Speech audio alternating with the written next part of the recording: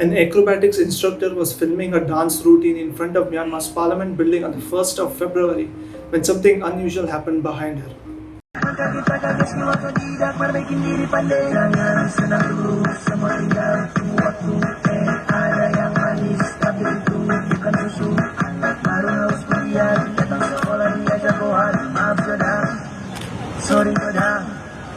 A fleet of black SUVs was seen rushing towards the parliament as if a foreign delegate was arriving in a motorcade.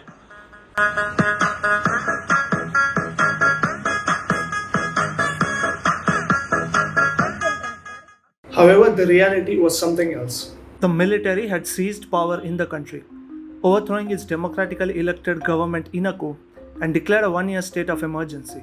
လိုအပ်သည့်အရေးယူဆောင်ရွက်မှုများပြုလုပ်နိုင်ရန်အတွက်ဖွဲ့စည်းပုံအခြေခံဥပဒေ2008ခုနှစ်ပုံမှန်418ပုံမှန်ခွဲကာကြီးရန် Myanmar State Councillor Aung San Suu Kyi, the president, and many other leaders of the ruling party were detained, sparking nationwide protests. The military leader even made a televised address to the nation, justifying the coup and promising the country a fresh election soon. But what prompted the military to stage the coup in the first place?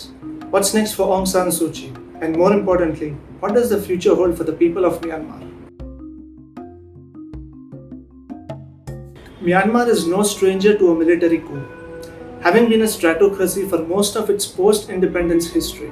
After the British rule ended in 1948, Burma, as it was called back then, became a democratic nation. A constitutional government was formed and one of the independence leaders, UNU, was sworn in as the Prime Minister. However, under his leadership, the country was beset with a host of problems over the next decade.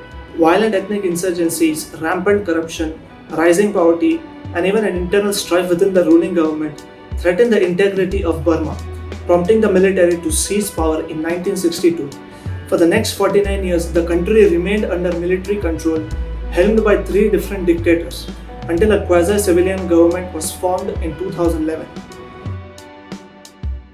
That set the wheels of a democratic transition in motion, with Myanmar introducing several political, social, and economic reforms, all of which came to a head in 2015 when iconic activist Aung San Suu Kyi and her party, the NLD, established the country's first ever democratically elected government. Ms. Suu Kyi has a long history of her own, but she rose to prominence for her human rights struggle and calls for political reform in Myanmar when it was still under military rule, making her a beacon of democracy in the country. So when Ms. Suu Kyi became the de facto leader of Myanmar, it was seen as a harbinger of change within the country. But her reputation was sullied for a failure to control the genocide of Rohingya Muslims by the Burmese army. It's a chilling and detailed account of what can only be described as a premeditated massacre. The types of abuses that we heard that had been visited upon Rohingya refugees in the reporting trips that I've been on are among the worst kind of abuses that me and the teams that I worked with had ever heard about as journalists. She went on to defend the army's actions at the ICJ hearing, but her popularity remained intact back home, especially amongst the Buddhist majority. Fair enough, she even won the 2020 general elections by a landslide. However, the military disputed the election results, citing voter fraud. And just a day before the parliament was supposed to convene, it toppled the government by arresting Ms. Suu Kyi, accusing her of, guess what? Police in Myanmar have charged ousted leader Aung San Suu Kyi with possessing illegally imported walkie-talkies. Yes, you heard that right. So where does Myanmar go from here? It's a question which no one can give a concrete answer to.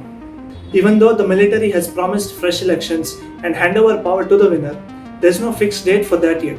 While Aung San Suu Kyi's prospects of getting international support remain unclear, for she's lost a lot of them for condoning army's Rohingya genocide.